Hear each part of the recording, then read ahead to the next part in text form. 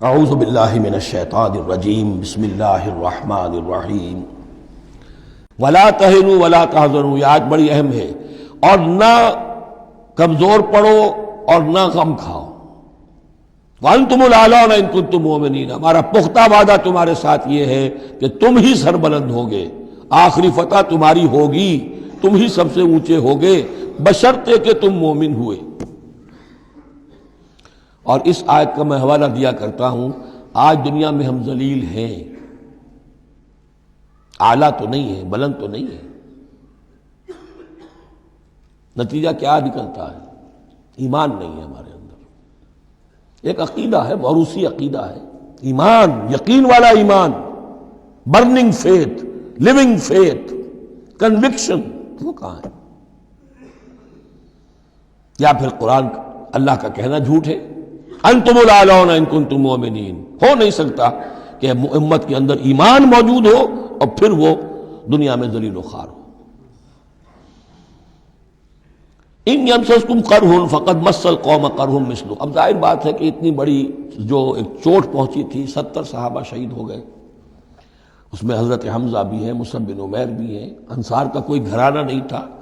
واپس جب آئے ہیں حضور صلی اللہ علیہ وسلم اور مسلمان، تو ہر گھر میں کوحرام مچا ہوا، اس وقت تک میت پر بین کرنے کی بھی ممانعت نہیں ہوئی تھی، تو عورتیں جو ہیں وہ مرثیے کہہ رہی تھیں، بین کر رہی تھیں، ماتم کر رہی تھیں۔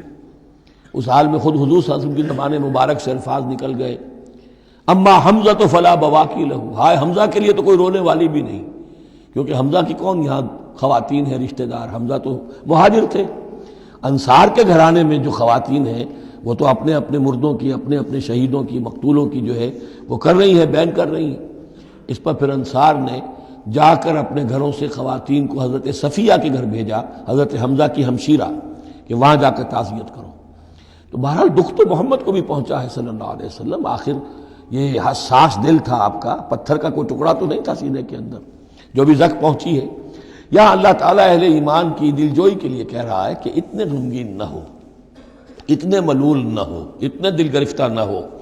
ان یمسسکم قرح، اگر تمہیں کوئی چرکا لگا ہے اب، فقد مس القوم قرح مثلہ، تو تمہارے دشمن کو اس جیسا ہی چرکا لگ چکا ہے کہ نہیں؟ 1 سال پہلے ان کے 70 مارے گئے تھے کہ نہیں؟ وَتِلْكَ الْأَيَّامُ نُدَاوِلُهَا بَيْنَ النَّاسِ، اور یہ تو دن ہیں جن کو ہم لوگوں میں الٹ پھیر کرتے رہتے ہیں، اونچ نیچ، ایک سی کیفیت ہم نہیں رکھتے۔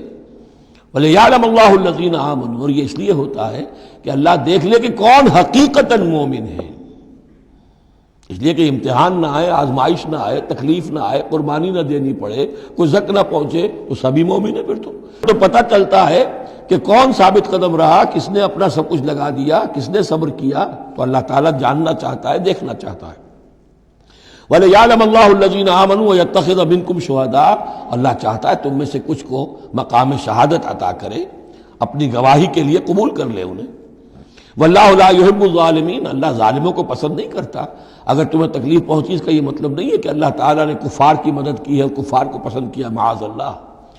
وَلِيُمَحِّصَ اللَّهُ الَّذِينَ آمَنُوا وَيَمْحَقَ الْكَافِرِينَ، اور یہ اس لیے ہوا ہے کہ اللہ تعالیٰ اہل ایمان کو بالکل پاک کر دے۔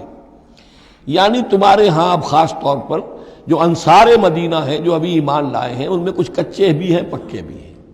اللہ چاہتا ہے کہ وہ پوری طریقے سے پک بھی جائیں، اور اگر کوئی کچا ہی رہنا ہے تو وہ کٹ بھی جائے، تاکہ جماعت کی بحثیت مجموعی جو ہے اس کی قوت کو ضعف نہ پہنچے۔ تو پاک کر لینا، تمحیص، بحث و تمحیص میں یہ لفظ ہم استعمال کرتے ہیں۔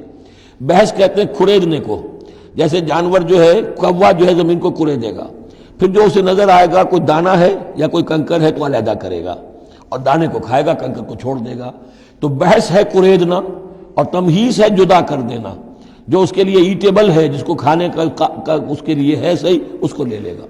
تو اللہ تعالیٰ بھی تمہارے اندر جو گڑبڑ ہو گئے ہیں، کچھ مومن صادق بھی ہیں، کچھ منافق بھی ہیں، کچھ پختہ ایمان والے بھی ہیں، کچھ کمزور ایمان والے بھی ہیں، تو یہ تمحیص کی ہے اللہ نے، دکھا دیا یہ 300 اور یہ عبداللہ ابن ابی یہ منافق ہیں، تمہیں نظر آ گیا نہیں؟ ورنہ کیسے نظر میں آتا؟ وَلِيُمَحِّصَ اللَّهُ الَّذِينَ آمَنُوا، تاکہ اللہ تعالیٰ اہل ایمان کو بالکل خالص کر دے، وَيَمْحَقَ الْكَافِرِينَ، اور کافروں کو مٹا دے۔ ام حسبتم ان تدخلوا الجنہ، اب یہ آیت تقریباً وہی ہے وہ جو اس سے پہلے ہم پڑھ چکے ہیں۔ نوٹ کر لیجئے، وہاں وہ آیت نمبر 142 تھی، 214 اور یہاں 142 ہے، ڈیجٹس وہی ہیں، آگے پیچھے ان کی ترتیب بدلی ہوئی ہے، اور جمع کریں گے تو 7 کا حصہ بنے گا۔ آیت نمبر 214 تھی، ام حسبتم ان تدخلوا الجنہ ولما یاتکم مثل الذین خلوا من قبلکم مستهم الباساء والضراء وزلزلوا حتى يقول الرسول والذین آمنوا معه متى نصر اللہ الا ان نصر اللہ قریب۔ وہی ہے آیت اب یہ، ام حسبتم ان تدخلوا الجنہ، کیا تم نے سمجھا تھا کہ جنت میں داخل ہو جاؤ گے؟ وَلَمَّا يَعْلَمِ اللَّهُ الَّذِينَ جَاهَدُوا مِنْكُمْ، ابھی تو اللہ نے دیکھا ہی نہیں ہے تم میں سے کون واقعتاً جہاد کرنے والے ہیں، ابھی تو امتحان ہے، ابھی اس کے امتحان اور بھی ہیں، ابھی تو تمہارے لیے بڑی سے بڑی منزلیں، کڑی سے کڑی منزلیں آنے والی ہیں۔ وَلَمَّا يَعْلَمِ اللَّهُ الَّذِينَ جَاهَدُوا مِنْكُمْ وَيَعْلَمَ الصَّابِرِينَ، اور ابھی تو اللہ تعالیٰ نے دیکھا ہی نہیں ہے کہ کون ہے تمہارے اندر جو واقعتاً اللہ کی راہ میں صبر اور استقامت کا ثبوت دیتے ہیں۔ وَلَقَدْ كُنْتُمْ تَمَنَّوْنَ الْمَوْتَ مِنْ قَبْلِ أَنْ تَلْقَوْهُ، اور تمہارا حال یہ ہے کہ تم موت کی تمنا کرتے تھے اس سے پہلے کہ وہ ان سے ملاقات ہوئی۔ یہ وہ جو نئے لوگ ایمان لائے تھے اور نوجوان تھے، ان کا تھا ہمیں تو شہادت چاہیے اور ہم تو کھلے میدان میں جائیں گے، یہ اب ان کے اوپر تھوڑا سا تبصرہ ہو رہا ہے کہ اس وقت تو شہادت کا بڑا ذوق و شوق جو ہے اور جوش جہاد اور ذوق شہادت کا اظہار ہو رہا تھا، اب تم نے موت دیکھ لی ہے نا، تو یہ ہے موت، اتنی اچھی چیز نہیں ہے موت، اتنی آسانی سے انسان اسے قبول نہیں کرتا۔ وَلَقَدْ كُنْتُمْ تَمَنَّوْنَ الْمَوْتَ مِنْ قَبْلِ أَنْ تَلْقَوْهُ، تم تمنائے کرتے تھے موت کی، شہادت کی، اس سے پہلے کہ اس سے ملاقات ہوتی۔ فَقَدْ رَأَيْتُمُوهُ وَأَنْتُمْ تَنْظُرُونَ، تو اب تم نے اسے دیکھ لیا ہے اپنی آنکھوں سے، نگاہوں سے موت نکلی۔ صدق اللہ العظیم۔